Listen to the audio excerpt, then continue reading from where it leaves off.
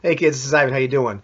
Well, Davae Breon Jackson, DBJ, had a great video like a day or two ago, and it's top 6 best RPG ideas that never work. And he actually put down a few honorable mentions. But I figured as soon as I saw it, I was like, yeah, I'd love to respond to that because I had some ideas just as I was, listening to it on my way to work or wherever I was listening to the video.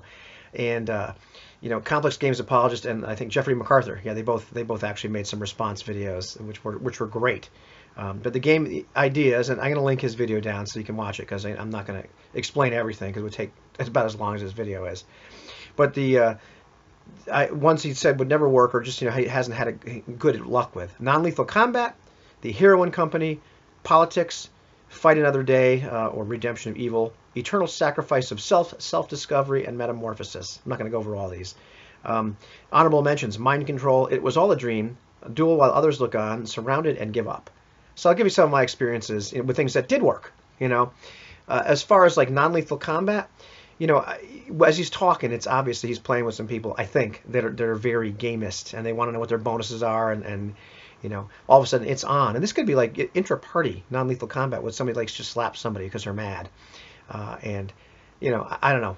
To me, it's like player maturity solves most of that kind of stuff. I've had experiences with some non-lethal combat where it wasn't a big deal. And especially, I think he talks about like, either the rules don't cover or the rules are very complex or whatever.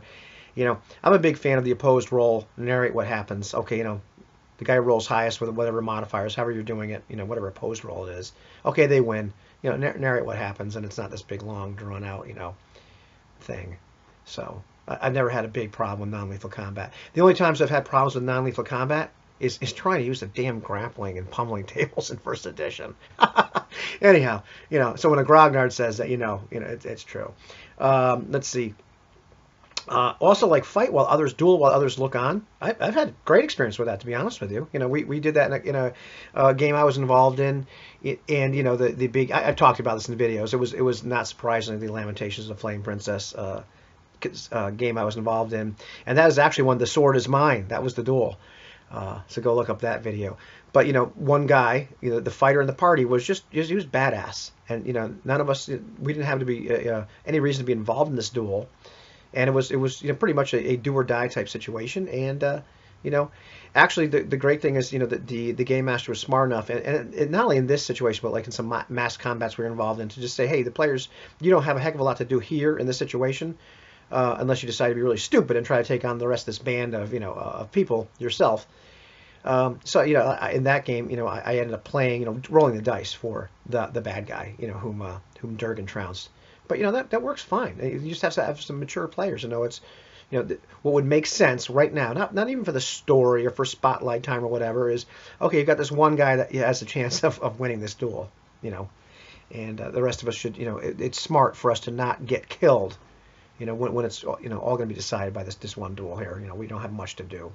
Let's see what else is in there. Hero and Company, and this is something that I played in kind of, not 100%, but the idea that like in a story there might be some person that's the real hero, and that the other people that are a part of the entourage or whatever, they're not as powerful, they're not as important. Or whatever, the case may be. And to me, that goes down to player maturity again. I'd have no problem. I mean, I've certainly played kind of second fiddle to somebody else's character before. And as long as my character had, interesting stuff to do and I had fun playing that character, I really didn't care that I was not as powerful or whatever. So, I think that can work, once again, with the right group of people. And, you also have to have a discussion about this. One thing, that I thought of as his video started and as I was listening to all this, is something, I heard a long time ago, is that, role-playing games are not books, and they are not, stories, and they are not movies. And, if you're trying to make them like that, you're setting yourself up for frustration. So I think in some of these cases, that's what you end up doing. But yeah, I've had, I've played, sort of Hero and Company, and I didn't have a problem with it. I would love to play it again. Politics, Jeffrey MacArthur did a great video on that, talking about Engard, which I forgot all about that game. But there's definitely some games where it has, they have mechanics in there. And I've had, the type of politics that, DBJ was talking about. Yeah, that's tougher. But it's also, once again, that's kind of more of a, you can do it, but it's more of a story. Yeah, as far as some influence in politics, I've played games where we did just fine with that. It wasn't the entire focus of the game though. And I think in the video that Jeffrey MacArthur puts up, it is the focus of the game. At least to a certain extent. There's some mechanics involved with that. So anyhow, let's see. The whole fight another day, redemption of evil, eternal sacrifice of self, self-discovery, metamorphosis. Those fall more into for me, the idea that maybe you as a group kind of talk about like what kind of game this is going to be. And I don't want to say it's sometimes it almost sounds like DBJ is looking to try to recreate these things that are more narrative in flavor, and he's trying to do it with people that are much more gamist, and of course it doesn't work.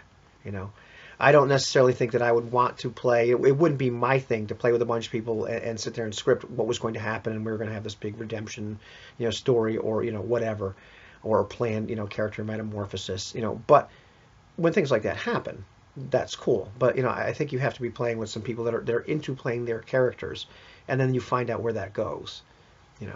So you have to watch his video for more of that sort of stuff. So I think sometimes it's a matter of like maybe you're not playing with the right people, and maybe that's not why it's working. Sometimes it's like hey, you're trying to recreate a book or a movie or something where like he said many times in this video, you have to have 100% buy-in from your players. And at this point, we're talking about a very collaborative story where you're almost writing the darn thing in advance. I'm overstating that a little bit, but you get the idea. But then just having some mature players, period. Willing to kind of be mature. Maybe play second fiddle to the other guy. Maybe not doing something stupid just to have spotlight time. So some of those things I absolutely agree are harder than others.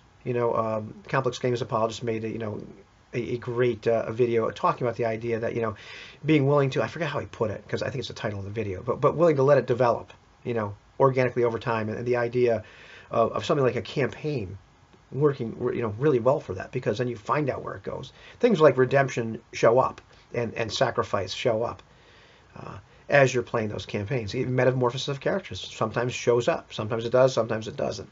Planning it, for me, not so good. And if that's your thing, don't take offense. But for me, I think it's tougher. But sometimes that happens. I've certainly had characters. The funniest metamorphosis of characters I've always had is I've had this concept in my head of what were they going to be like, and then as the game progressed over time, they became somebody completely different. Was that a character metamorphosis, or was that more of a gelling of what this character turned into through actual role-playing experience? I don't know. So anyhow, that's my kind of rambling, semi-coherent response to a great video by DBJ. So go check it out. And if you have some other ones to add to that list of things that don't work out, go ahead and throw them on there.